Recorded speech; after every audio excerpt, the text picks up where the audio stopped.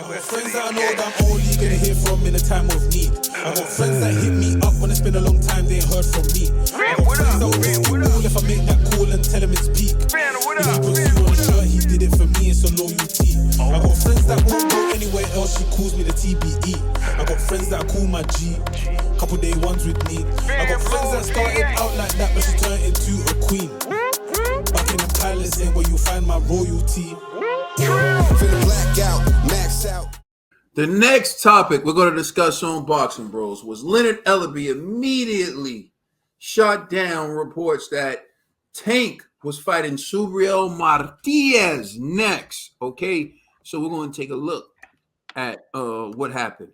So someone tweeted this. It said, "Breaking news." They keep calling the man his former name. I don't know if they, but it is what it is. Someone wrote, Abdul Wahid, Tank, and Subriel Matias are in negotiations for a March 30th bout, which will take place at 140 pounds for the IBF Super Lightweight World title. This fight will headline PBC's first card on Amazon Prime, to which Leonard Ellerbe responded with 2 caps. So Leonard Ellerbe is saying that was capped, and he responded to it shortly after it was posted by the gentleman. So, I'm gonna turn it over to you, Dollar Bill, man. What's your reaction to Leonard Ellerbe responding to that post as shortly after it was posted? He ran fast. He didn't have to run that fast. He ran right out of his Nikes, man. You didn't have to run that fast. We knew it was capped. Ain't nobody fighting that boy. Ain't nobody rushing to fight that boy. You knew it was Cap, Leonard. You didn't have to do nothing, Leonard. Leonard sit there. He ran out of them forces. You know what I'm saying? we knew for a fact that he wasn't going to fight him. It was a waste of time. Ain't nobody fighting that boy no time soon. All right, G. Yeah, I agree with Trill, man. Like, because and it's another thing. Again,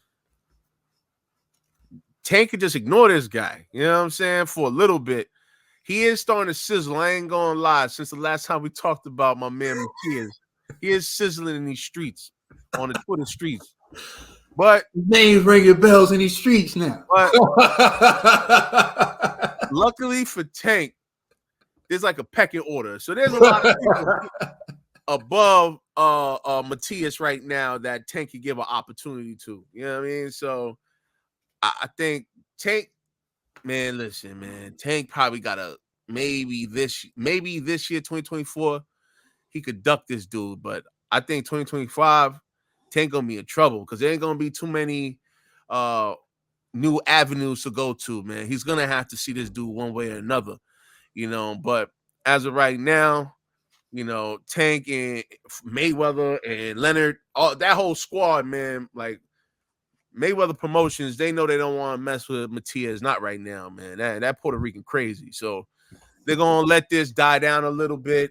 You know what I'm saying? Then maybe if Tank builds his confidence,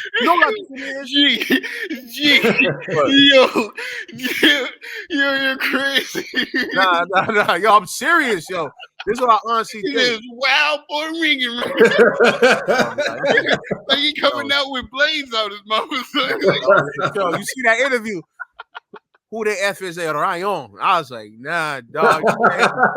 If anything, if I was Tank, I'd be like, yo, Rolly, yo, you go handle that for me. You know what I'm saying? So at least, hopefully, Rolly could do something, damage him a little bit, butter him up a little bit, and then you can go in there for the victory. But as of right now, I'll ignore him. You know what I'm saying? Like, so, and you know how they do it. They bring out Rolly. Rolly's the gauge. He's the stick. He's the measuring stick for the promotion, So do it like that, man. But I just don't see Tank, out of all the guys that Tank could fight, he's going to actually pick the killer. You know what I'm saying?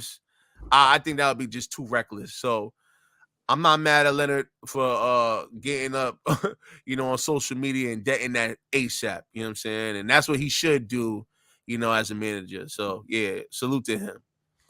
So, G, I just want to know because you're acknowledging that, Subriel Matias' name is starting to buzz in the streets a little bit, right? It's not at Tank's level yet, but is Devin Haney starting to hear Subriel Matias' name in these streets? Hey, man, listen, man. I still don't think Haney. Listen, Haney's name is still bigger than him. But what's going to happen is Matias' next fight, as long as he knocks out that person, the whole division is on watch. So that's why it's like, man, you can't. Right now, they could ignore him, they could deny him, but then his next fight, man, listen, I think it's. All right, we agree on that. Yeah. So I ask you this: you promote Subriel Matias, like realistically, because you know that the top guns, they're not trying to get in the ring with him right now. Who should he fight next? That you think like it's realistic for him to make the fight? Well, I think him and Rolly's is possible. Oh, actually, no, Rolly got a belt. I mean, yeah. Rolly just announced he's gonna fight Pitbull Cruz. Like that's what he's. You think that's official, bro? I don't think it's official. Mind every week. I think Pitbull Cruz right now is like, yo, how much am I getting to fight Rolly? Okay, how much am I getting to fight Ryan? So I think Pitbull Cruz is. Yeah, I mean, if I'm trying to think, I think, you know what, Tia, I'm being honest, Tio's my man's. I think Tio will take the assignment. To be honest with you, Tio's kind of crazy like that, so I think he'll do the fight. You know what I'm saying? With a hometown kid. Ortiz. Jermaine Ortiz right now. And you're right. Jermaine Ortiz isn't no easy touch. So so that means Matias is just gonna have to wait because Haney not giving him that shot right now, and Tank ain't gonna give him that shot right now. So, and everybody else. That's what I'm saying. But so you said, and I agree with you. I think that the buzz on Matias is growing to the point where his next fight's going to be a big one for him. Because if he goes in there and he does what he's been doing and he gets the knockout, then I think his status is going to elevate to another level. So what I'm saying is like, who's the opponent that we think that he would need to fight and knock out to get to that next level where it's like, okay, people are demanding to see. He's signed the Top Rank, right? No, he's with PBC. Damn. I was gonna say, if it's Top Rank, you know what they're gonna do? They're just gonna ship in some African brother to get violated. You know what I mean? So, I don't know. PBC might just grab a random Mexican to die. You know what I'm saying? To fall on the sword. So, hey, man, it's unfortunate, man. You want to see him with a big name, but this happens, man. And this same thing happened with remember his name? The original Matisse. Remember when Matias came out, everybody was ignoring him. You know what I'm saying? And he became the boogeyman, so. Oh, yeah. So Matias, until Danny spanked him. Exactly. So it's like, he's going to go through the same thing that Matias had to go through. It's like, because you're so dominant that all the top stars aren't going to fight you right now. You're just going to have to beat up on no names for a little bit, build your buzz, be the boogeyman of the division. And build your credibility like that, and then one day, one of these guys is gonna have the. I don't like the title boogeyman. Boogeyman's not real. It's usually, but that's what it usually happens, man. You have to give him the aura of, he's so deadly. He actually killed somebody in the ring. I don't think that makes people a boogeyman though. Like boogeyman to me is like when people act like, oh no, people don't want to fight this guy because like he can't lose. Anyone can lose. But this is how people are viewing this guy right now. None of these. I don't think that's what people are viewing him like. People are viewing it like, acknowledge his presence, acknowledge he's there. But they don't want to. You say you want to make the biggest fights, unify with that guy. He's available. That's how people are looking. You notice none of them talking that unification. None of them talking about undisputed. I know, and that's what's bothering me. That's what's bothering me. They were all talking that at 135, and then they come up, and now all of a sudden they're all talking about trying to fight TC more than they're talking about trying to fight Subriel Matias. That's what I'm saying. So that's why I'm like, he's just gonna have to just wait, bro. That's just the problem with boxing. You know they're capping when they say they want to fight TC. Every single one of them who say they want to fight TC's capping. Nah, Teofimo, I think he's about that action. Stop it, he's capping. You know he reckless, bro. He wants that fight. Yeah, okay. Because it doesn't hurt them. Even if they lose, it doesn't hurt them. It's certain fights where it's like, they're okay with taking the L because they know people are gonna be like, yo, you fought the bigger guy, the more accomplished guy. You were supposed to lose. You know what I'm saying? So T.O. does not want to fight Bud Crawford, bro. No way. Man, listen, man, don't sleep on T.O., bro. He's different. You know what I'm saying? T.O. crazy. He's not that crazy. Yeah, okay. He crazy. He ain't stupid. Yeah. I mean, if he was like that, stop it. I don't even. But let me get into this. Of course, Leonard Ellerbe shot that down. He didn't want that gaining no traction because he knew he had to shoot it down. Here's why. Because if he didn't shoot it down, people were going to start retweeting it. It was going to start going out. Everyone was going to start covering channels. And before you knew it, this would have been a huge fire that would have been hard to put out. And everyone would have been like, oh, my God, these two knockout artists about to fight each other. Yo, that's crazy. And another thing I want to address, because I feel like people don't know certain things just based on what I saw in the comment section on one of our videos, is they talk about Subriel Matias has a loss. Yes, he does. But it was a close loss. One in which he got a questionable knockdown from a horrible, one of the worst calls Robert Byrd called a knockdown, and it cost him the fight.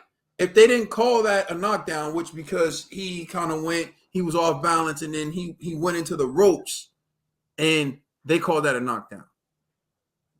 And so because of that, he lost 95-94 on the scorecards. But if you take away that knockdown, he would have got a draw, even won the fight.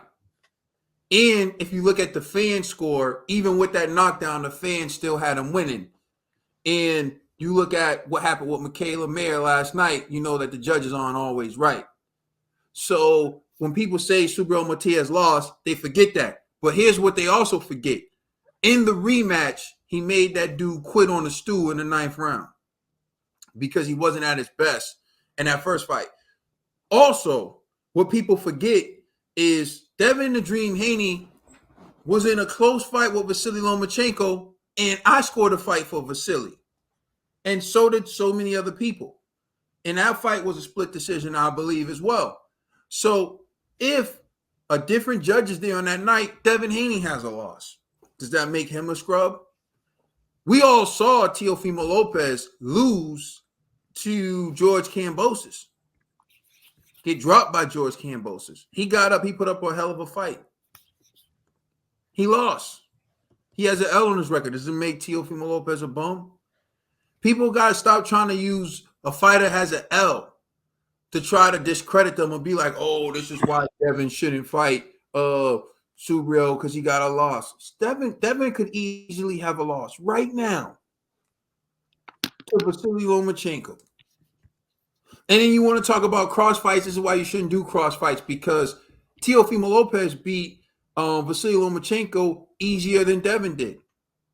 And Devin actually beat George Kambosos when George Kambosos beat Teofimo Lopez.